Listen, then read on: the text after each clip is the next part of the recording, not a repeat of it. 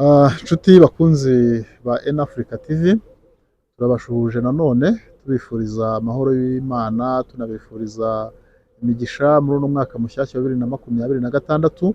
Turizera ko inshuti zacu ziri n'abakunzi bacu aho bari hose umwaka wabereye mwiza, kandi turizera yuko uyu mwaka tugiye gukora byinshi tukazunguka n'izindi nshuti nyinshi cyane. Wowe rero utarakora subscribe, turagushishikariza kugira ngo uze ukore subscribe. Waraba ari umusanzu ukomeye urabuduhaye. Kandi none nongere mvuge ngo niba ukunda N-Africa TV ukaba ukunda ibiganiro byacu, ujye uduha n'ibitekerezo, tubwire uko ubyumva, tubwire ibyo twakosora kugira ngo ibintu bibashe kugenda neza mu buryo bumwe cyangwa ubundi. Cyanyuma rero ndabifuriza kugira ngo mukomeze kujya muduhora iruhande, mukomeze kujya mudushyigikira. Reka rero twinjire mu kiganiro cy'uyu munsi. Umunsi tuje ku kiganiro kivuga ngo ku bakurikiye kuri ino telefone, murabona iyi shusho iri aha ngaha, iravuga ngo Happy Pi 2026. Iyi shusho uyibonye cyangwa se uyiteye ijisho arahita yibwira igikurikiraho. Igikurikiraho dushaka kuvuga ni uko nyuma yo kureba iyi shusho, mu by'ukuri iyo uyirebye ukabona iyi shusho uhita utekereza kuva mu myaka igera muri 6-7 itambutse. Abayikurikiye rero bahita babonamo ruriya ruziga rurimo ikimenyetso bita Pi. Ubwo ababyumva twise tuvuga ngo ni Pi Network. Ndagira mu nyemerere uyu munsi turi kumwe n'umuntu urimo kudufasha ku buhanga bw'ibyuma, nawe najya agira aho akenera kwintervona ku bintu bya Pi Network cyangwa se aho yabaza ikibazo ashobora kubaza. Ngero tugiye kuganira ni Dr. Antoine Nzayisenga, nkaba ndi umuyobozi w'iki gitangazamakuru, kandi nkaba nanone nkunda kubana namwe, ariko nkaba nanone no mu gisata cy'iyobokamana cyangwa se mu gice cy'iyobokamana ko ndi n'umushumba. Ubwo rero kuri Pi Network niho tugiye kuganira. Pi Network ni iki? Pi ubwayo ni iki? Pi Network cyangwa se Pi Network ni uruhererekane rw'amakuru n'abayahabwa, n'abayakira, n'abayatanga. Abayakira, abayahabwa, n'abayatanga. Muri no minsi abantu barimo baracika intege. Iyo ufashe 2025, 2024 bari bashyushye, ariko uyu munsi wa none ubona ko abantu bacitse intege. Rero turabwira abantu bari muri uno muryango wa Pi Network, mwicika intege. Mwicika intege kuko uyu ni umuryango uhari wabayeho. Noneho ngaruke kuri Pi yonyine ubwayo ni ifaranga koranabuhanga. Ifaranga koranabuhanga rikaba ryarahimbwe, reka mvuge ngo ryahimbiwe hagati y'ibihugu bibiri, Amerika n'Ubushinwa, kuko Nicolas warihimbye, Dr. Nicolas warihimbye, ndetse n'umugore we. Umugore we afite amamuko mu Bushinwa, undi afite amamuko muri Amerika. Aba bantu rero batekereje ikintu bita globalization, economic globalization. Kuri N-Africa TV dukunda kuganira ku bijyanye n'ubukungu, uyu munsi ari nacyo turibuze kuza gushyiramo imbaraga. Iyo ureba ubukungu bw'isi aho burimo bugana, abaduteze amatwi iki kintu bacyumve neza, burimo buragana mu mikoreshereze y'amafaranga koranabuhanga. Mvande, iyo tuvuze ifaranga koranabuhanga wumva icyo ari cyo? Numva ari amafaranga akoreshwa mu buryo bw'ikoranabuhanga, nyine ubwo ngubwo ni amafaranga duhererekanya dukoresheje amatelefone, dukoresheje mu mashini, dukoresheje ma ATM card. Uzi nk'ubwoko nka bungahe bw'amafaranga koranabuhanga?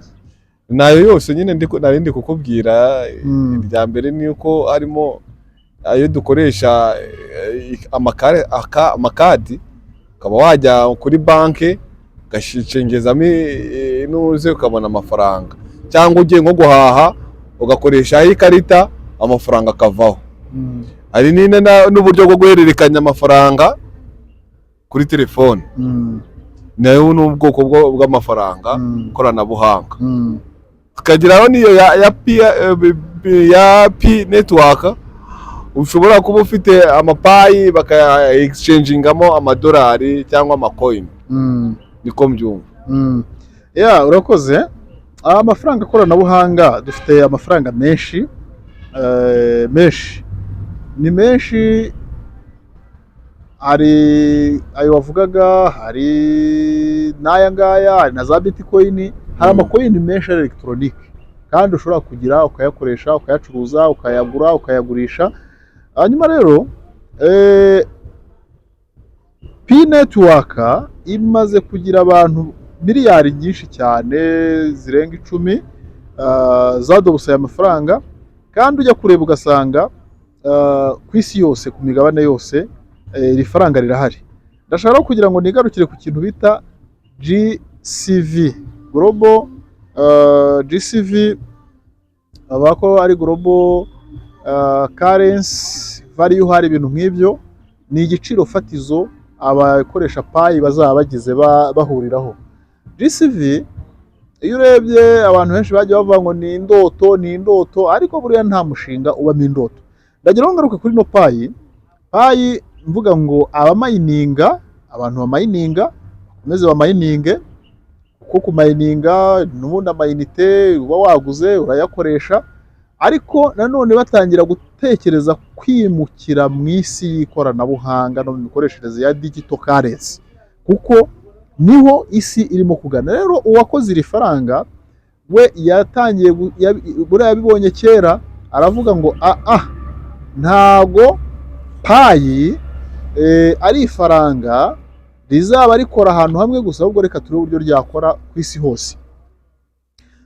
Rigomba no kuzaba rifite agaciro, bikirimo kwigwaho ni agaciro k'iri faranga uko rigomba kuzakora, ndetse n'abazaba barikoresha.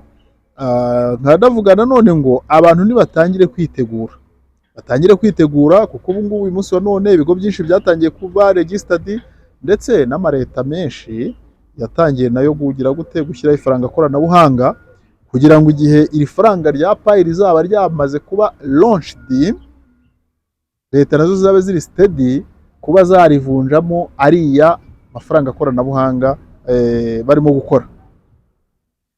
Rero iyo tuvuze ngo Pi Network Community, mu by'ukuri iyi community ikoresha aya mafaranga iracyahererekanya mu buryo busanzwe, ariko iyo ugiye kureba usanga mu buryo buri official hari ibintu byinshi bikirimo gukorwa kuri rino faranga. Hari benshi rero bagiye banyandikira bakambwira bati ese ibintu ni ukuri, dufashe utubwire udusobanurire. Ayo babwire ngo ni ukuri, faranga rirahari ryo, ariko ni umushinga ukiraninga, ntabwo ari umushinga uraba completed. Ni umushinga ugifitemo ibindi bintu byo gukora, ni umushinga bawutangiye bakirimo gutegura. Igihe uzaba wabaye completed, ndagira ngo babwire ngo abantu bazaba bagiye kubona aho bakura amafaranga nanone handi, dore ko naho abantu babona amafaranga harahari henshi. Mu magambo rero atari menshi, Pi Network hano no mu Rwanda, abanyarwanda barimo barayikoresha, abakongomani barayikoresha, abagande barayikoresha, ariko ntago byari byatangira gukora mu buryo buri official. Cyo nongere nkivuge, biracyari mu mushinga ukiri mwigerageza, ariko igihe kizagera ugakora. Iri faranga rero rizaba riteye gute? Ni faranga rizaba ari digital, nkuko nandi yose ari digital, ndetse rishobora kuzakora ku isi hose nkuko idolari rikora ku isi hose, ariko rigakora mu buryo buri digitali.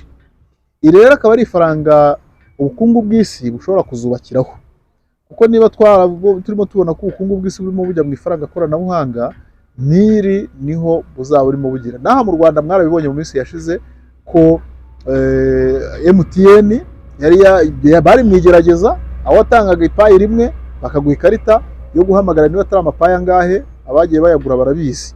Byari mwigerageza kugira ngo abantu barebe ko bikunda. Uyu munsi ntibirimo gukunda, ariko icyo gihe byaremeraga, waraguraga ikarita ukabona igiye kuri telefone yawe.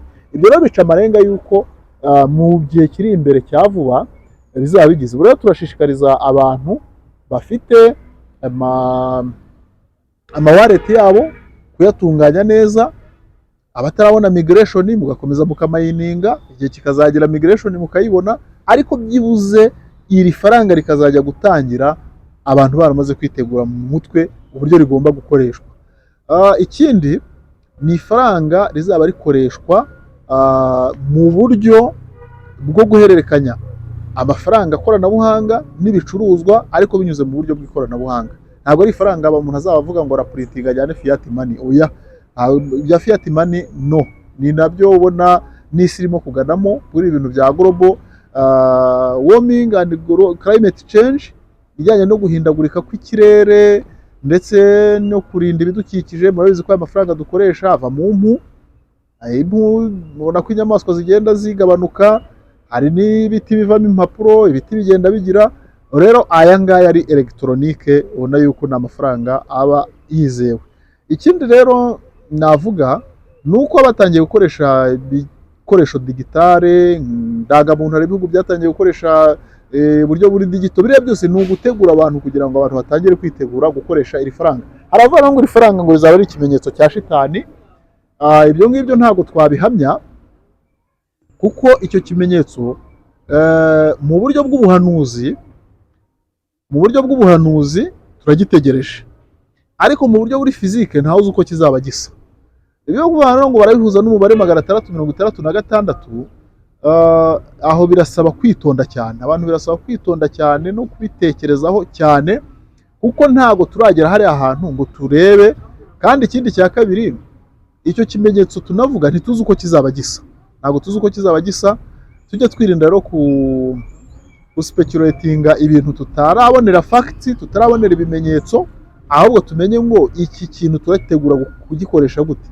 Nibinaba biramutse binabaye, nabwo abantu bagomba gutangira kwitegura uburyo bashobora kwirinda mu buryo bumwe cyangwa ubundi. Ariko icyo navuga cyo ni uko abantu bagomba kwitegura gukoresha iri faranga rya payi, kuko ni ifaranga riri ku isi hose, ku migabane yose. Icyo ni ikica amarenga yuko iri faranga mu minsi mikeya ari ifaranga riraba rigize. Abambajije rero ibibazo bambwira batese dukomeze tumayininge, ndababwira ngo nimukomeze mu mayininge, mukomeze mucukure, nta kiguzi kindi bibatwara, ukomeze ugende wibikira, igihe kizagera ujye kubona ubone birakoze. Ndabaha urugero, abantu batangiye babimayininga bitcoin. Uyu munsi umuntu ufite bitcoin imwe amafaranga afite ni menshi cyane, byatangireho nk'uku kwa payi. Reka rero mbashimire abateze amatwi n'abakurikira N-Africa TV.